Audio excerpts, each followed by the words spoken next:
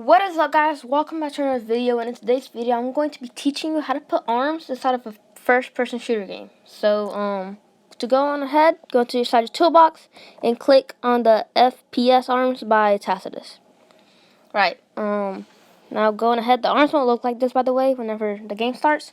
Going ahead and put the arm script inside of Starter GUI. And then grab the arms and put them inside of Replicator first. Once you got that, you can go ahead and delete the model. There we go. And then start the game. It's loading.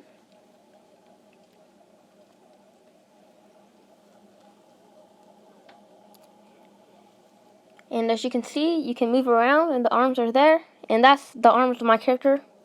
So now the arms that was on the modle. Hope you guys enjoyed. Bye.